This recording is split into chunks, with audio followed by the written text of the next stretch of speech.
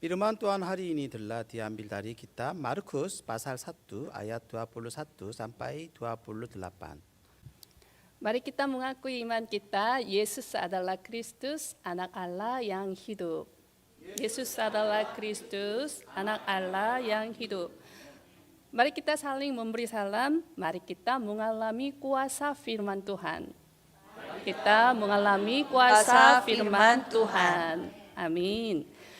Judul khotbah hari ini adalah kehidupan yang memiliki kuasa rohani. Bacaan hari ini diambil dari Markus 1 ayat 21 sampai dengan 28.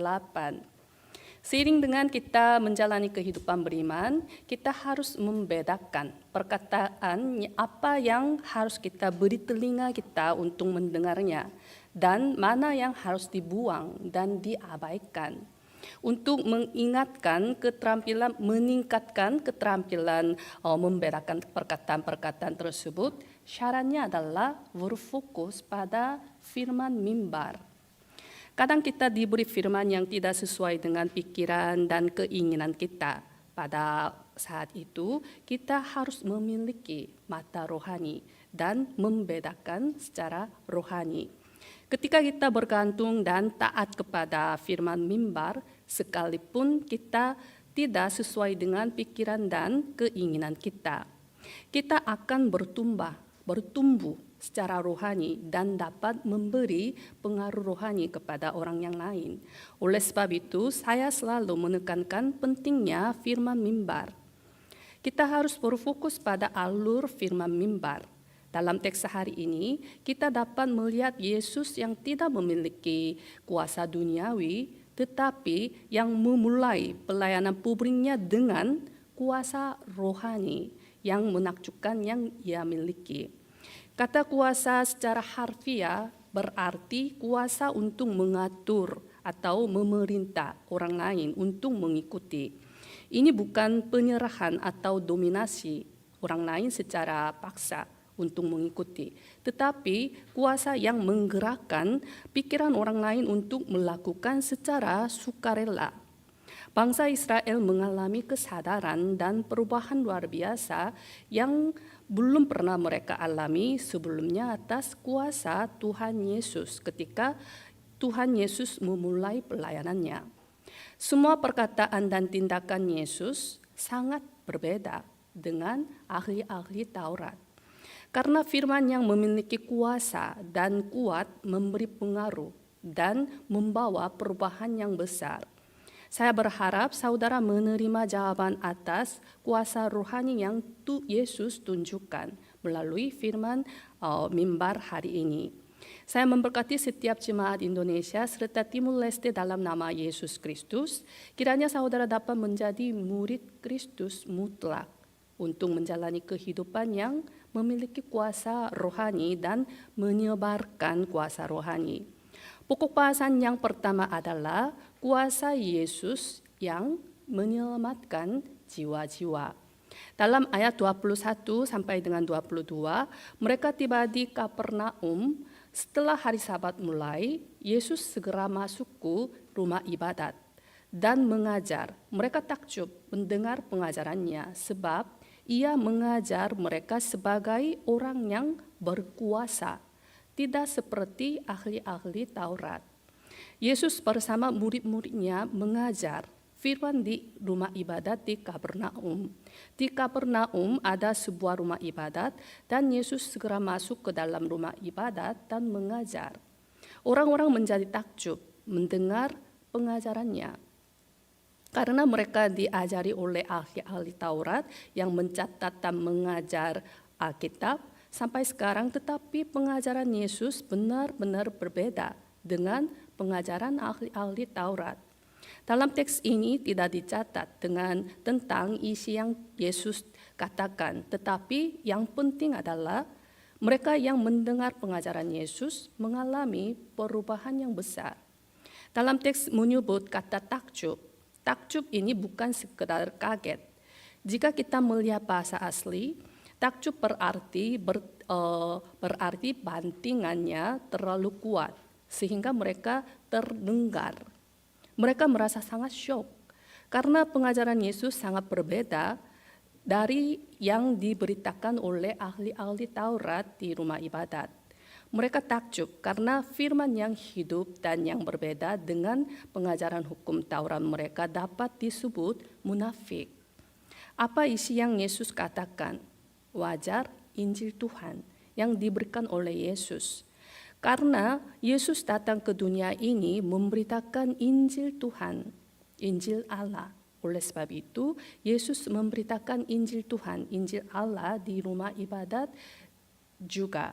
Dengan firman dari Perjanjian Lama, Yesus menjelaskan masalah mendasar manusia yang terpisah dari Tuhan. Orang pertama, Adam, yang melanggar perjanjian dalam Kejadian pasal 3, berbuat dosa. Setelah itu, oleh dosa itu juga maut. Demikianlah maut itu telah menjalar kepada semua orang. Semua orang yang berbuat dosa harus hidup sebagai budak setan di dalam kutukan, kebinasaan, dan maut dan kuasa setan. Setelah mati seharusnya masuk ke neraka. Tetapi Tuhan mengirim Yesus untuk membuka jalan keselamatan, untuk memerdekakan kita dari kutukan, kebinasaan, maut, dan kuasa setan. Mereka selalu mendengar bahwa jangan melakukan ini dan itu, karena hal itu bertentangan hukum Taurat. Tetapi ketika mereka mendengar tentang keadaan rohani mereka melalui pengajaran Yesus, mereka takjub. Setiap minggu anggota baru mendaftar di gereja Yewon melalui tim doa yang terdiri atas 3 orang dan 3 gerakan statement, 4 dibaptisan, 237 penyembuhan. Di antara mereka ada 2 macam. Orang yang baru percaya kepada Yesus Kristus lalu datang ke gereja Yewon, dan orang yang pernah menjalani kehidupan beriman di gereja yang lain lalu datang ke gereja Yewon. Latar belakang mereka masing-masing berbeda, tetapi reaksi mereka hampir sama, bahwa mereka merasa perasaan baru. Secara khusus bagi orang yang telah menjalani kehidupan beriman untuk waktu yang lama di gereja lain, mengaku bahwa sangat bersentuh dan takjub ketika mereka mendengar pesan Injil dikopakan dari mimbar. Secara khusus, Salomo, Sisko, Yuki, Cia, Merlin juga menjalani kehidupan beriman sebagai orang Kristen di Indonesia. Mereka juga mengaku bahwa mereka takjub setelah mendengar Injil sejati melalui ibadah dan pelatihan. Sisko pernah mengatakan seperti ini, gereja Yewon adalah seperti sekolah. Gereja Yewon adalah rumah kuliah Tiranus. Katanya berbeda. Melalui pelatihan, mereka mendengar tentang siapakah Yesus, siapakah Kristus, apa itu Kristus. Mengapa Tuhan menjadi Yesus? Mengapa Yesus dilahirkan sebagai keturunan perempuan? Mengapa Yesus mati di kayu salib? Mengapa Yesus dibangkit? Kenapa?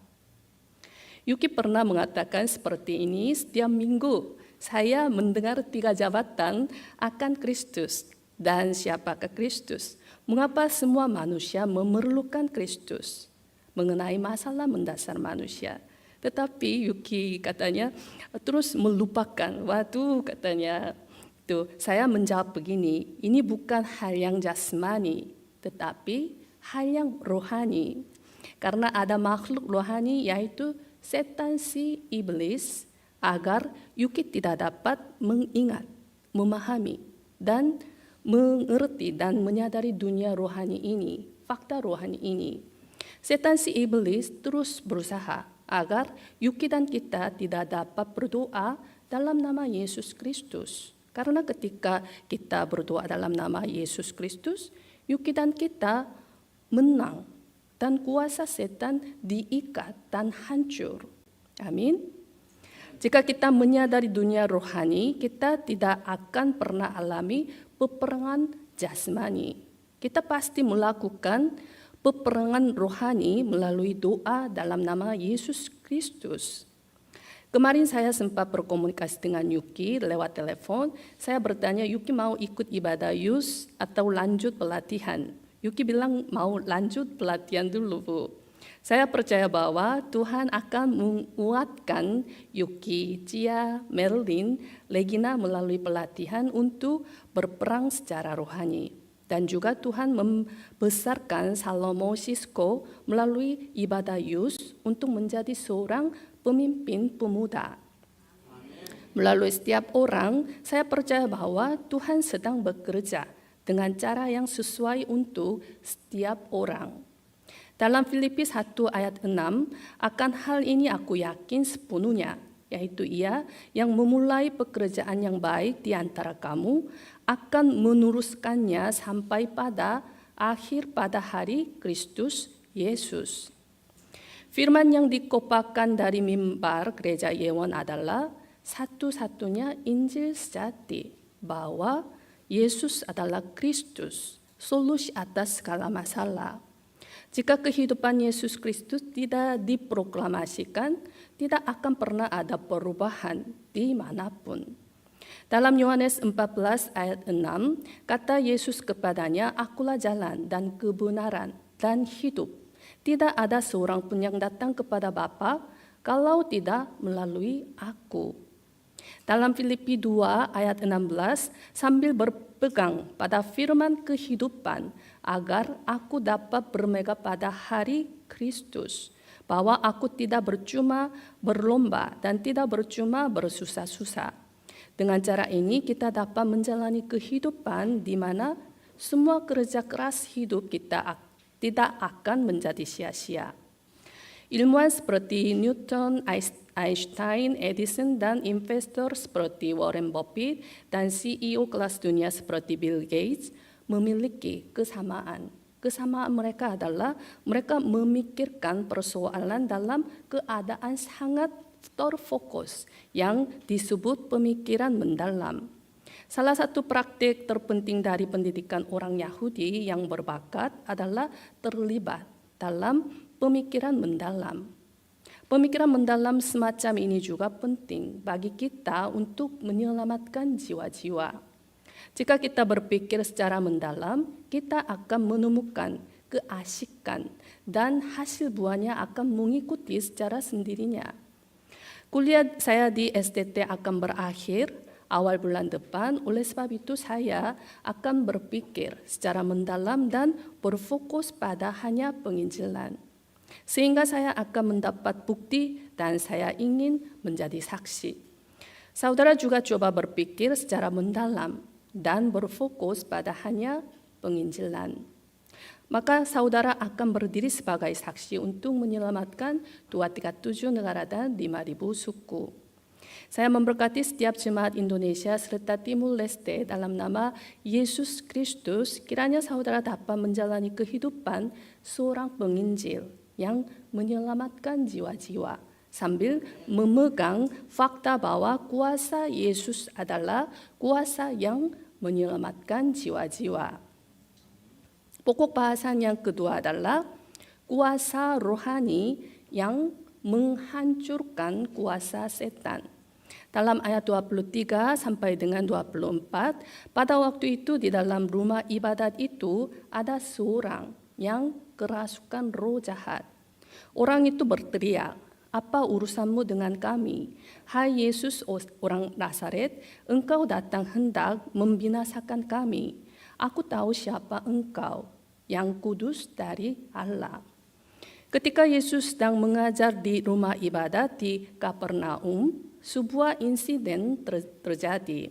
Sementara Yesus memberitakan firman-Nya, seorang yang kerasukan roh jahat berteriak, "Apa urusanmu dengan kami, hai Yesus orang Nazaret? Engkau datang hendak membinasakan kami. Aku tahu siapa engkau, yang kudus dari Allah." Dalam 1 Yohanes 3 ayat 8, barang siapa yang tetap berbuat dosa berasal dari iblis. Sebab iblis berbuat dosa dari mulanya. Untuk inilah anak Allah menyatakan dirinya, yaitu supaya ia membinasakan perbuatan-perbuatan iblis itu. Menurut firman ini, kedatangan Yesus ke dunia ini sebagai Raja adalah untuk menghancurkan pekerjaan setan dan membinasakan perbuatan-perbuatan iblis. Roh jahat, bawahan iblis, memahami fakta ini dengan baik karena mereka adalah makhluk rohani. Oleh sebab itu mereka menyebut Yesus sebagai yang kudus dari Allah. Ungkapan ini melambangkan Mesias. Setan si iblis tahu bahwa Yesus akan datang sebagai Kristus dan memenuhi peranannya sebagai nabi yang merupakan jalan untuk bertemu Tuhan, sebagai imam yang menebus kita dari semua dosa, dan sebagai raja yang menghancurkan kuasa kegelapan. Setan si iblis telah tahu fakta tersebut dan berbicara tentang fakta rohani yang Petrus, murid utama Yesus pun belum tahu dan murid-murid lainnya masih belum menyadarinya. Tetapi Yesus tidak pernah bertanya kepada setan si iblis, "Bagaimana kamu tahu tentang hal ini?" Yesus sama sekali tidak bereaksi terhadap perkataan roh jahat ini, tetapi langsung menghardingnya dan menyuruhnya keluar dari orang itu.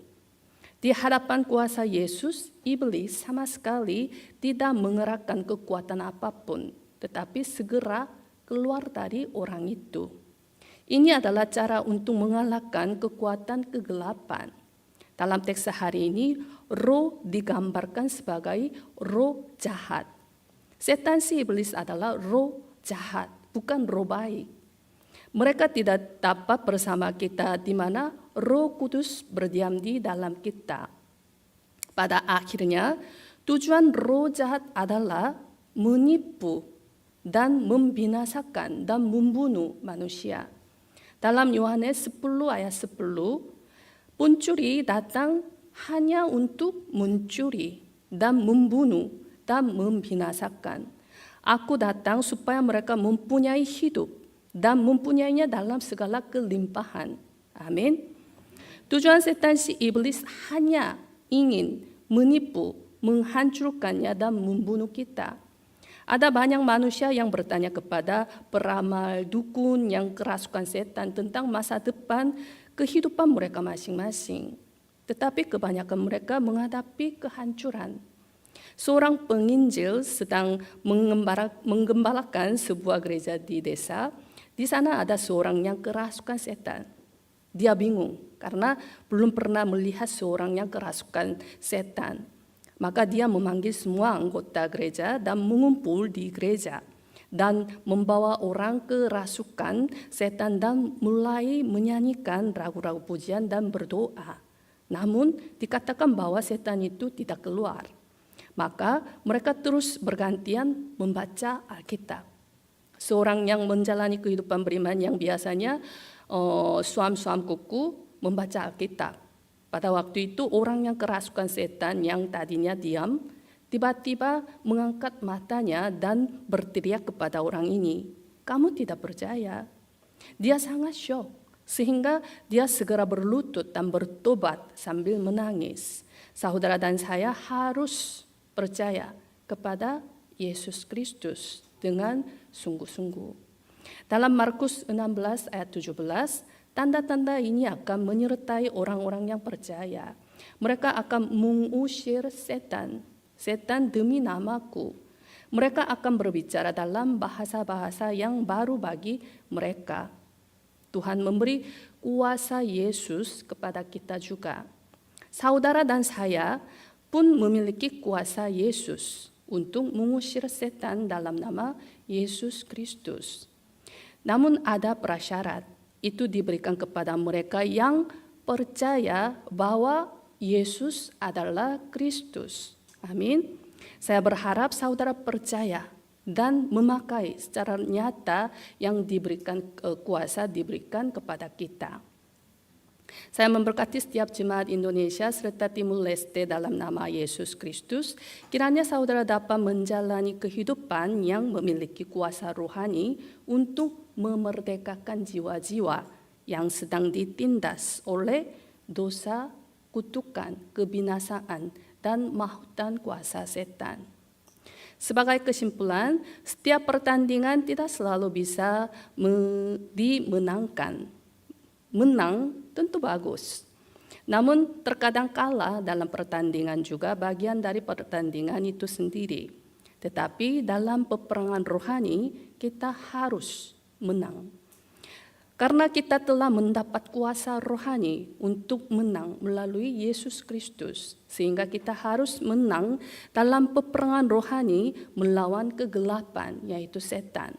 Yang penting adalah jangan tertipu.